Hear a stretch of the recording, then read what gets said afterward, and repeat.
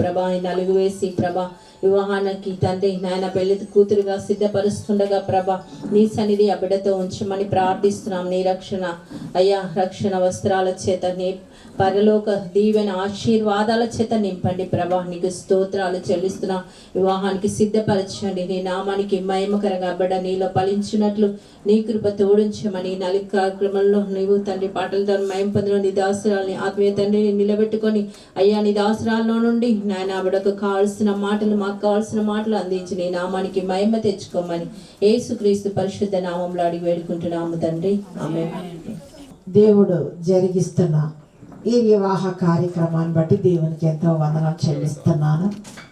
వివాహ వ్యవస్థ అది మనిషి మధ్యలో నుండి వచ్చింది కాదు, దేవుడు ఏర్పాటు చేశాడు. ఆదామును పుట్టించినప్పుడు దేవుడు ఆదాముకు సాటిన సహాయంగా అవ్వని చేశాడు. దేవుడు ఒంటరిగా ఉండటం మంచిది కాదని కనుక ఆదాము వాళ్ళు మొదలుకొని ఇప్పటి వరకు ప్రతి దేశంలో ప్రతి తెగహారు మొదలు వివాహాలు జరుగుతూనే ఉన్నాయి. బిడ్డలు పుడతారు, పెద్దగా అవుతారు, వాళ్ళు చేసుకుంటారు, వారికి బిడ్డలు పుడతారు, వారి బిడ్డలు. ఈ పరంపర ఆగడానికి వీల్లేదు. దేవుని రాగడం వరకు దేవుని రాగడానికి ఎక్కువ వివాహాలు జరుగుతాయని దేవుడు సెలవిస్తున్నాడు. దేవునికి ఎంతో వందనాలు చెల్లిస్తున్నాను. మరి వారి సంతోషంలో మరి నేను కూడా పాలు పంచుకోవడానికి మీరందరూ కూడా పాలు పొందుకోవడానికి విషయాన్ని బట్టి దేవునికి ఎంతో వందనాలు చెల్లిస్తున్నాను.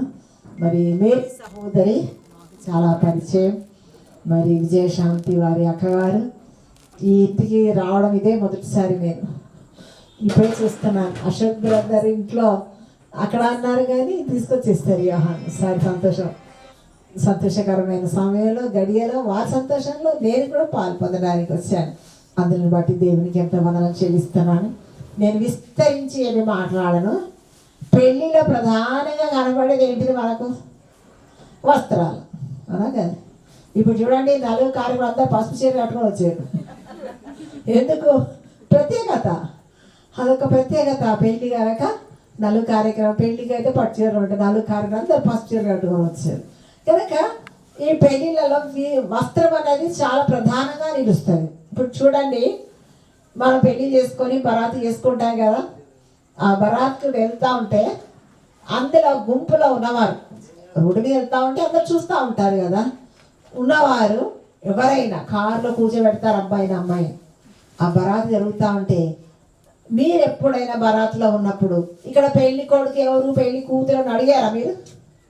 సో మీరు అడగలేదు. మిమ్మల్ని ఎవరైనా అడిగారా ఇక్కడ పెళ్లి కూతురు ఎవరు పెళ్లి కొడుకు ఎవరు? ఎందుకు?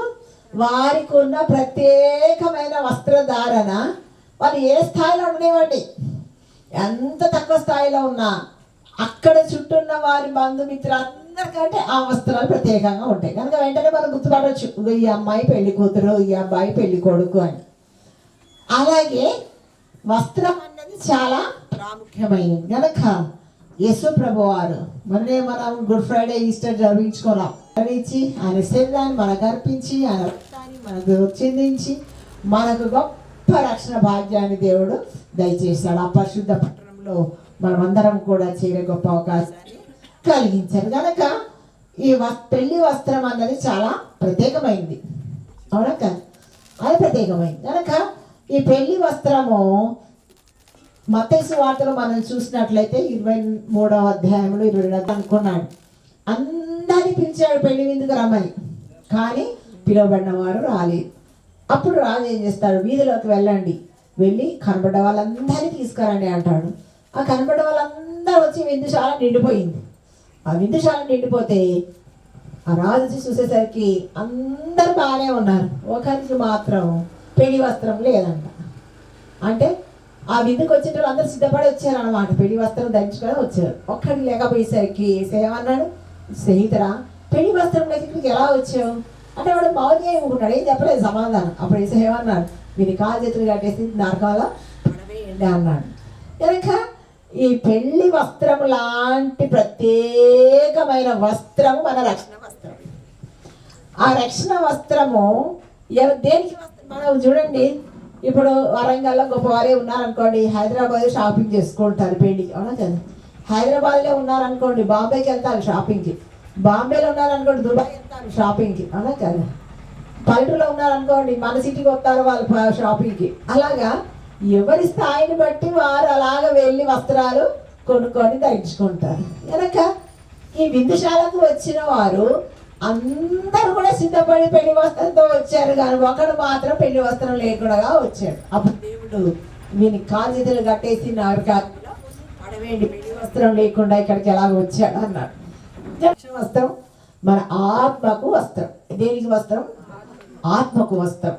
ఈ ఆత్మ వస్త్రము మనము ఈ భూమి మీద సజీవులుగా ఉన్నప్పుడే సంపాదించుకోవాలి. మన ఆత్మ మన శరీరం ఒక దగ్గర ఉన్నప్పుడే రక్షణ వస్త్రాన్ని మనం సంపాదించుకోవాలి. అప్పుడే ఈ శరీరం ఇచ్చినప్పుడు నీ ఆత్మకు రెడీగా రక్షణ వస్త్రం ఉంటుంది. కనుక దిగంబర్లకు పరలోక రాజ్యంలో ప్రవేశం లేదు. ఎవరికి లేదు? దిగంబర్లకు అక్కడ ప్రవేశము లేదు. ఎందుకు? వస్త్రము లేదు. అనగా యేసయ్య మరణము ద్వారా పునరుద్ధానం ద్వారా తన శరీరం అనే తెరను మన కొరకు తీర్చివేశాడు. నా దేవాలయపు తెర నడిమికి చినిగిపోయింది. కనుక మనం అందులో ప్రవేశించడానికి అవకాశం ఉంది. కనుక రక్షణ వస్త్రం అంటే పెళ్లి వస్త్రం అంతా ప్రత్యేకమైన వస్త్రం. ఆ వస్త్రాన్ని మనం ధరించుకుంటేనే 7 ఏళ్ల పెళ్లి విధిలో ఉంటాం, మనం తర్వాత నిత్య రాజ్యంలో కూడా ఉండగలుగుతాం. కనుక మనకు ఆ రక్షణ వస్త్రము ఈ భూమి మీద ఉన్నప్పుడే సంపాదించుకోవాలి. నీ ఆత్మ నుండి నీ శరీరం ఆత్మ వేరైపోయిన తర్వాత చూసుకుందాం అంటే అది కుదిరే పని కాదు. కనుక ఆ పెళ్లి వస్త్రం అంత ప్రత్యేకమైన వస్త్రం. ఇంకా బైబిల్ గ్రంథంలో చాలా వస్త్రాలు ఉన్నాయి. మనం ఏంటి? సంతోష వస్త్రం. ఏంటట? సంతోష వస్త్రం. నీతి వస్త్రం. ఇంకా ఉల్లాస వస్త్రమైన సంతోష వస్త్రమైన ఒకటే. తెల్లని వస్త్రాలు ధరించుకొని ఉన్నవారు. కనుక రక్షణ వస్త్రంతో పాటు నీతి వస్త్రం ఇచ్చే దేవుడు మనకు. యేసయ్యే మనకు నీతి. మన స్వనీతి ద్వారా మనకు వచ్చేది కాదు. ఆ నీతి మంతులైన యేసయ్య మనల్ని నీతి మంతులుగా తెచ్చి ఆ నీతి వస్త్రాన్ని మనకు ధరింపు చేస్తారు. ఇప్పుడు చూడండి, హెరోదు రాజు డ్రామా అందరు చూస్తారు క్రిస్మస్ అప్పుడు, అవునా కాదు. ఆ హెరోదు రాజు ఎలాగుంటాడు? వస్త్రం మీద వస్త్రం, వస్త్రం మీద వస్త్రం వేసుకొని అన్ని వస్త్రాలతో ఏలాడుకుంటూ పోతా ఉంటారు. రాజులు అలా ధరించుకున్న వారు వస్త్రాలు. కనుక ఇప్పుడు మనకు రక్షణ వస్త్రం మొదట సంపాదించుకోవాలి. రక్షణ వస్త్రం ఉంటే నీతి వస్త్రం కూడా దేవుడు మనకి ఇస్తాడు. ఆ నీతి వస్త్రం ధరించుకుంటే మనం నీతిమంతులుగా తీర్చబడతాం. ప్రకటన గ్రంథంలో మనం చూసినట్లయితే ఆమెకు నీతి వస్త్రం ఇయ్యబడేను, అవి పరిశుద్ధుల నీతి క్రియలు అంటాడు. రక్షణ వస్త్రం సంపాదించుకున్నాం, మనం నీతి వస్త్రాన్ని కూడా సంపాదించుకోవాలి. నీతి వస్త్రంతో పాటు ఇంకేం సంపాదించుకోవాలి? సంతోష ఉల్లాస వస్త్రం అంటున్నాడు. సియోనులో దుఃఖించే వారికి ఉల్లాస వస్త్రములు ధరింపచేయుటకు నేను వచ్చి ఉన్నానన్నాడు.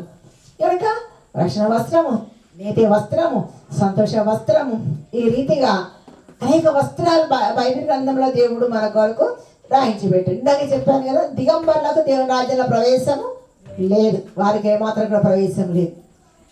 రక్షణ వస్త్రం సంపాదించుకున్న వారికే దేవుని రాజ్యంలో ప్రవేశం. నేను చాలాసార్లు చెప్పి ఉంటాను, పచ్చిగా కట్టుకుంటాం. మనం పచ్చిగా కట్టుకుంటే బురదలో కూర్చుంటామా? కూర్చొని దాన్ని కాపాడుకుంటాం. మనం పచ్చిగా కట్టుకొని బురదని డస్ట్ మీద కూర్చుంటామా? కూర్చోం. ఎందుకు? విలువైన వస్త్రం ధరించుకున్నాం కదా, దాన్ని కాపాడు. అలాగే ఈ రక్షణ వస్త్రాన్ని కూడా మనము కాపాడుకోవాలి. సాతాను యొక్క ప్లాన్ ఏంటంటే ఏ విధంగా చేత మనకు రక్షణ వస్త్రం లేకుండా చేయాలని వారి ప్లాన్. వాడి ప్లాన్కి మనం తలవకుండా ఆ రక్షణ వస్త్రాన్ని కాపాడుకోవడానికే మనకి దేవుని సన్నిధికి రావడం, ఆరాధన, ప్రార్థనలు, సహవాసము, వాక్య పరిచర్య, ఇవన్నీ కూడా దేవుడు మనకు ఇస్తున్నాడు ఆ రక్షణ వస్త్రాన్ని భద్రంగా కాపాడుకోవడానికి. కనుక రక్షణ వస్త్రం ఉంటే అన్నీ ఉంటాయి. రక్షణ వస్త్రం పోయిందనుకో, నీతి వస్త్రము, సంతోష వస్త్రము, మిగతా వస్త్రాలు కూడా వెళ్ళిపోతాయి, ఉండవు. అవి రక్షణ వస్త్రం ఉంటే ఇవన్నీ ఉంటాయి, రక్షణ కూడా పోతే అన్నీ కూడా పోతాయి. ఆ రీతిగా కాకుండా దేవుని వాక్యం ద్వారా దేవుడు మనకి హెచ్చరిక చేస్తున్నప్పుడు ఆ రక్షణ వస్త్రం జాగ్రత్తగా కాపాడుకొని ఆ రక్షణ అందుకే ఇష్టం ఏమన్నారు, అంతవరకు సాధించిన వాడే రక్షణ పొందుతారు. విశ్వాస యాత్ర అందరూ ప్రారంభిస్తారు, కానీ శోధన రాగానే తగ్గిపోయేవారు కొంతమంది. ఏదో మీద ఆయుసం పెట్టుకొని మందిరానికి రాకుండా తగ్గిపోయేవారు కొంతమంది. ఈ రీతి ఎన్నో పెట్టుకొని దేవుని మందిరానికి దేవునికి దూరం అయిపోతున్నాం. అలా మనం ఉండడానికి వీల్లేదు.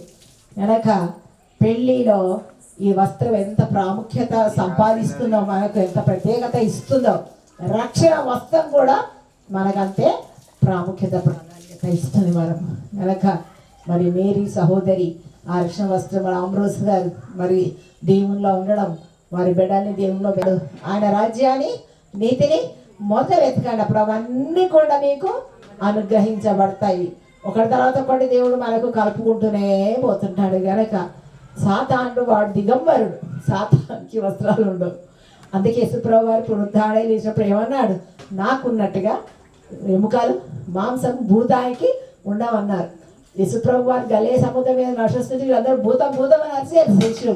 కానీ ఎవడు ఏమన్నాడు, భయపడకండి నేనే అన్నాడు. కనుక ఈ రక్షణ వస్త్రాన్ని పాడు చేయాలా, చినగొట్టాలా అని సాతానుడు ఎప్పుడు మనల్ని ప్రేరేపిస్తూనే మనం వెంటే ఉంటాడు.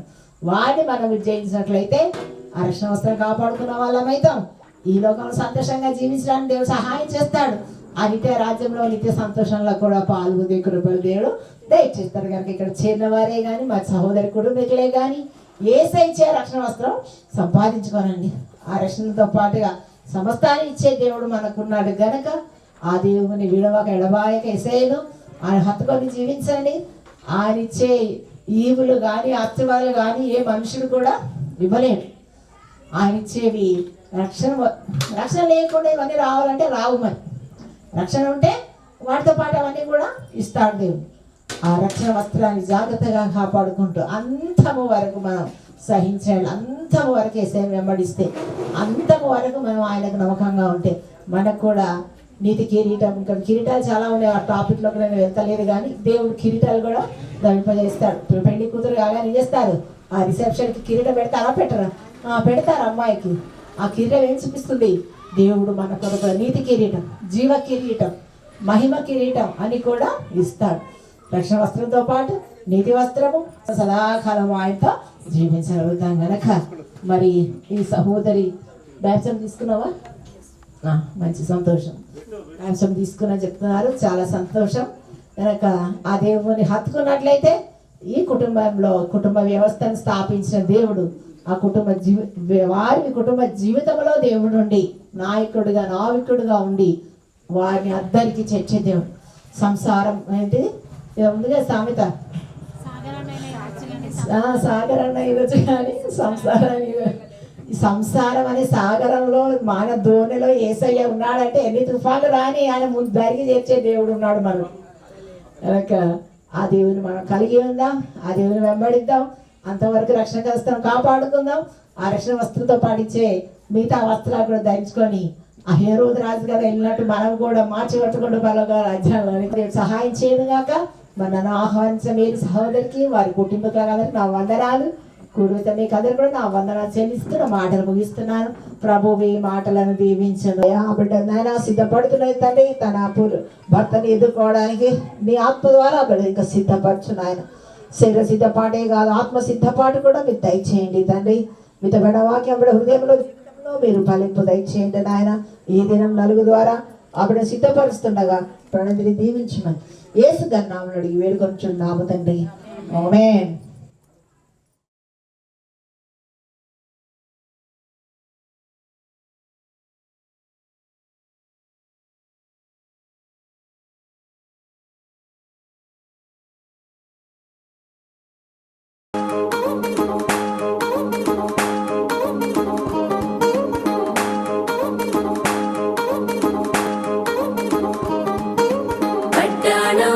చుట్టేసి వచ్చారే భామలు, అయ్యారం చిందేసే అందాల బొమ్మలు. పట్టాణం చుట్టేసి వచ్చారే భామలు.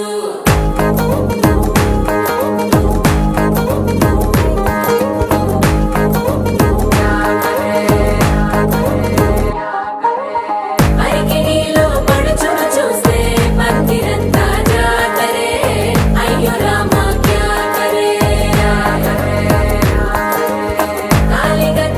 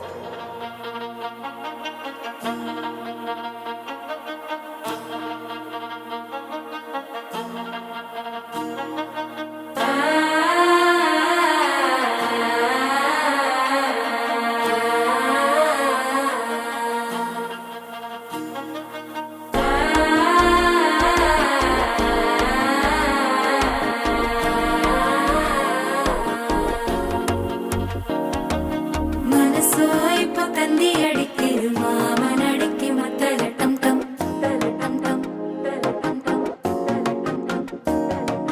சிரிப்போ இல்ல மின்னல் அடிக்குது ஆச பொண்ணுக்கு அச்சத டம் டம் சத டம் டம் சத டம் டம் புதுசா ஒரு வெக்கம் முளைக்குது குடிச்சா ஒரு வெப்பம் அடிக்குது வேட்டி ஒண்ணு சேலையத்தான் கட்டிக்கிட்டு சிக்கி தவிக்குது மால டம் டம் மஞ்சள் டம் டம் மாத்து அடிக்க மங்கள டம் டம் ஓல டம் டம் மோதிப்பி டம் டம் ஓங்கி தட்டிக்கும் ஒத்திக டம் டம் மால டம் டம் மஞ்சள் டம் டம் மாத்து அடிக்க மங்கள டம் டம் ஓல டம் டம் மோதிப்பி டம் டம் ஓங்கி தட்டிக்கும் ஒத்திக டம் டம்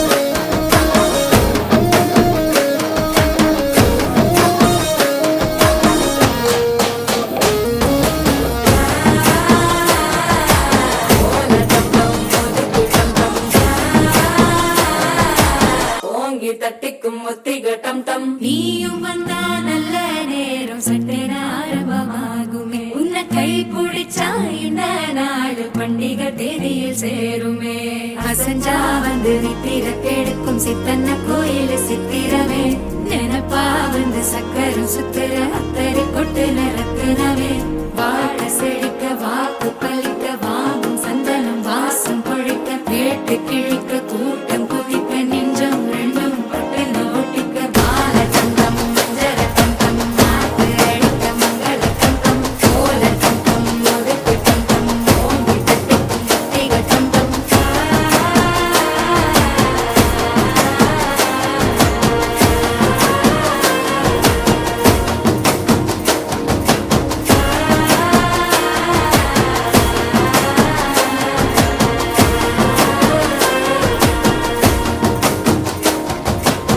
It's a family party.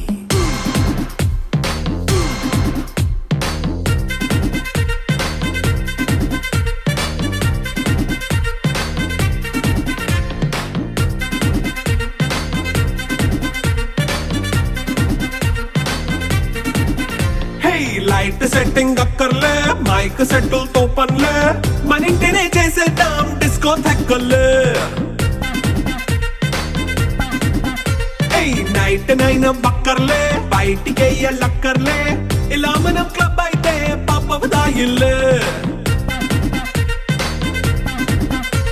ఏ హ్యాపీగా గడిపెళ్ళ ఏ ఫారెన్ కో వెళ్ళాల మనముండే చోటే ఊటీ సిమ్లా గడిపే దాటక్కర్లా ఈ వంకే చాలే పిల్ల మరి మంకీ లైపోయేలా మన్నా పేదవడు అడిగేదెవడు చలో చలో మరి చేసేద్దాం పోలా It's a family party.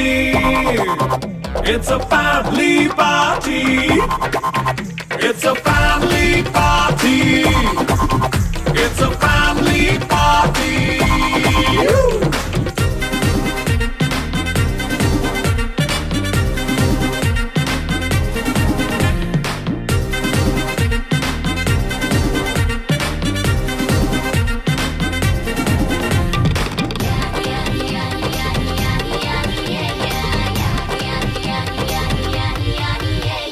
Fast బీటే చేస్తావో రొమాన్స్ పాటే పెడతావో సిక్కిందుకు డాన్స్ అయి చేయి చుట్టూ మన వాళ్ళే కింద పడి దొల్లేస్తావో గాలిలో కంతేస్తావో పైచమంతా చూపించేయి అంతా మన ఇల్లే జీన్స్ ప్యాంట్ వేసుకున్నా అరే రింగా రింగా చేసుకో అరే పట్టు చీరే కట్టుకున్న చెప్పుకే కాళ్ళు నువ్వు కుమ్మేసుకో It's a family party. It's a family party. It's a family party. It's a family party.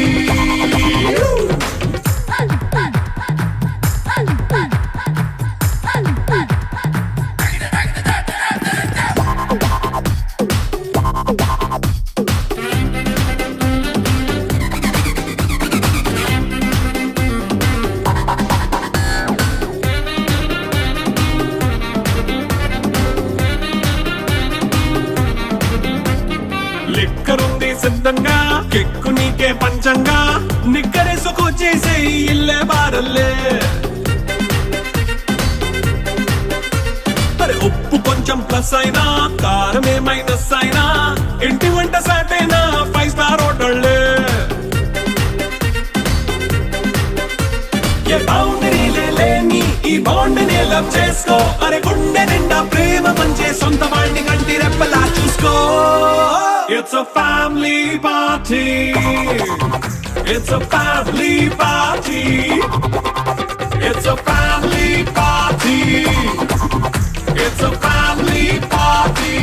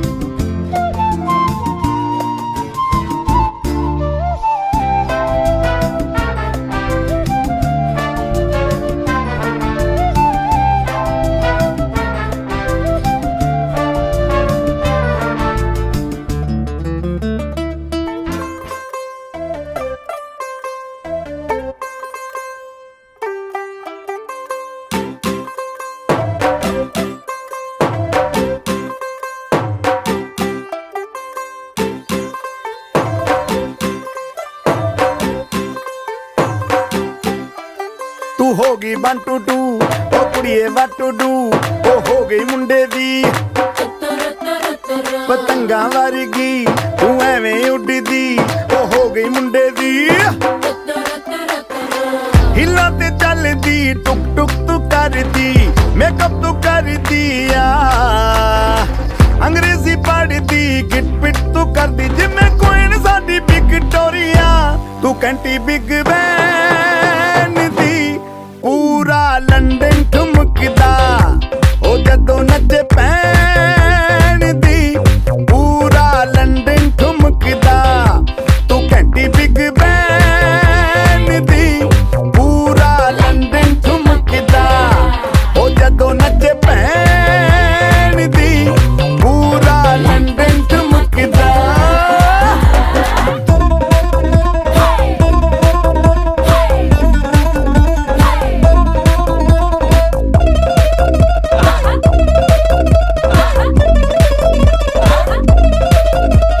ਲੱਟੇ ਦੀ ਚਾਦਰ ਉੱਤੇ ਹਨੀਮੂਨ ਕਰਵਾਈਆ ਆਪ ਸਾਹਮਣੇ ਤੇਰਾ ਕੀ ਸਾਈਜ਼ ਹੈ ਦੱਸ ਮਾਹੀਆ ਮਨ ਮਨ ਦਾ ਗੁਰਦਾ ਦਿਖਦਾ ਹੈ ਸਭ ਕੁਝ ਕਲੀਅਰ ਮਾਹੀਆ ਤੇਰੇ ਸਾਹਮਣੇ ਲੱਗਦਾ ਹੈ ਛੋਟਾ ਪਲਕ ਮਾਹੀਆ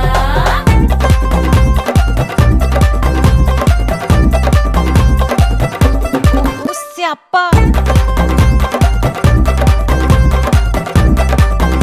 ਓਏ ਹੋਏ ਹੋਏ ਡੈਥ ਹੀ ਹੋ ਗਈ ਲਾਊਡ ਸਪੀਕਰ ਤੇ ਮਾਡੋਨਾ ਵੱਜਦੀ ਉਹ ਲਾਈਕੇ ਵਰਜ਼ਨ ਇੱਥੇ ਉੱਥੇ ਕਹਿੰਦੀ ਫੈਲ ਘਰ ਤੇ ਕਬੂਤਰ ਵਰਗੀ ਉਹ ਮੇਮਾ ਫਿਰਦੀ ਗੁੱਟਰ ਦੀ ਗੁਲਾਬੀ ਸ਼ੇਡ ਦਾ ਰੰਗ ਹੈ ਫਿਰੰਗੀ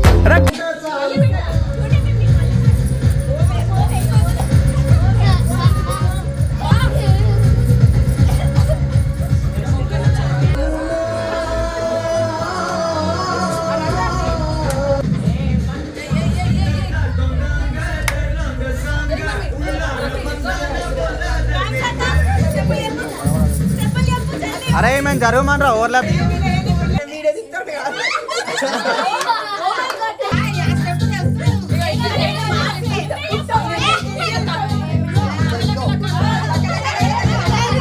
It's okay.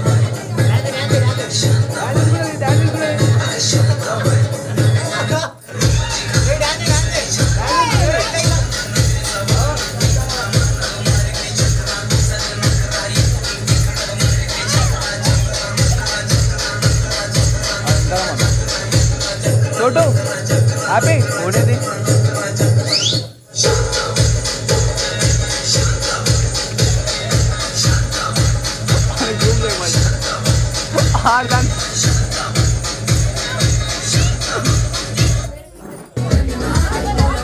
अरे छोटू